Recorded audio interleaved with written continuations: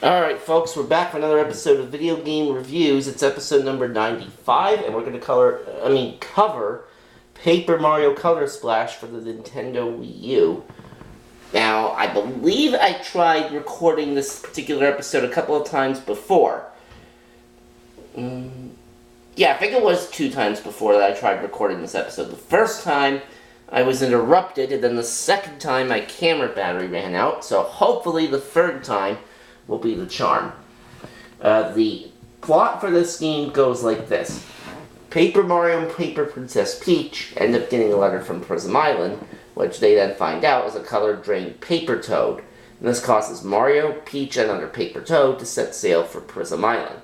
Upon arriving at Port Prisma, the 3 travelers find the town deserted, with many spots and objects missing color, and that the fountain at the center is dry.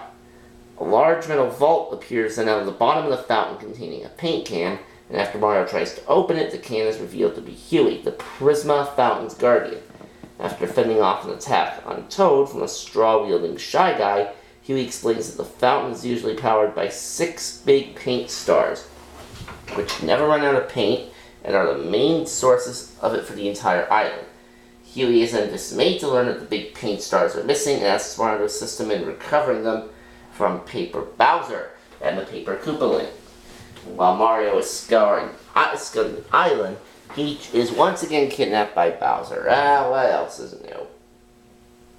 Mario ends up going through 6 different areas to retrieve the big paint stars, each with the relevant star's color featuring predominantly.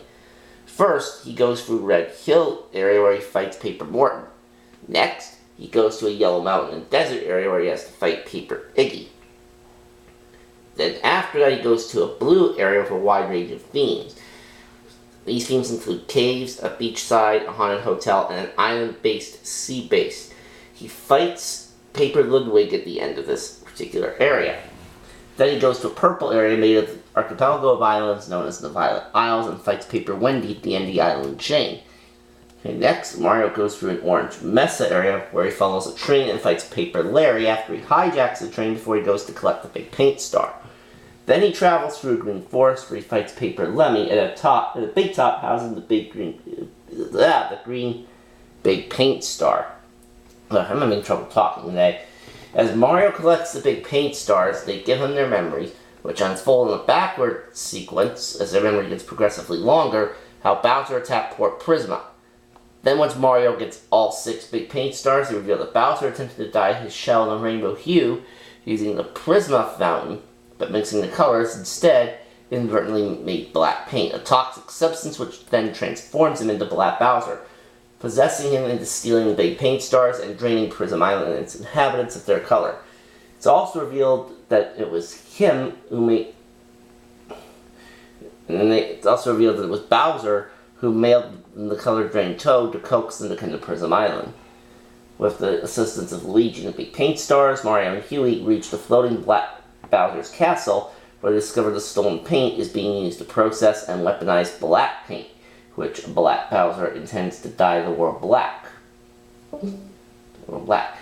Mario and Huey then halt the factory's operations and defeat Black Bowser by draining his color and rescues Peach.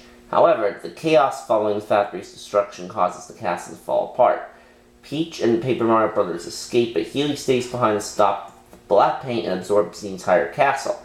Huey then flies into space, taking the black paint far away from Prism Island, where it can never hurt anyone again. Now, if a player has filled certain requirements during the game, then Huey falls from space back to Prisma Fountain in a post-credits scene. Now, this game, by the way, came out in October of 2016, and this was a game that I purchased when I was at the Nintendo store in New York about a year and a half ago. And I must say, it's a fairly decent game. I will say that much. And as of this point, it is the most current entry in the Paper Mario series.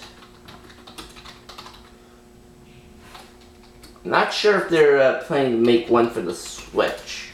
Let's see.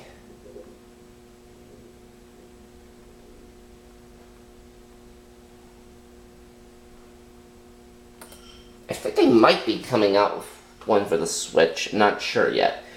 But anyways, what I am sure of is that we are done with this episode. This is an okay Paper Mario game, by the way. I mean, obviously the first one in N64 is probably the best of them all, but I digress. Anyway, the next game we cover is going to be Pac-Man Party for the Wii. That is going to be in the next episode.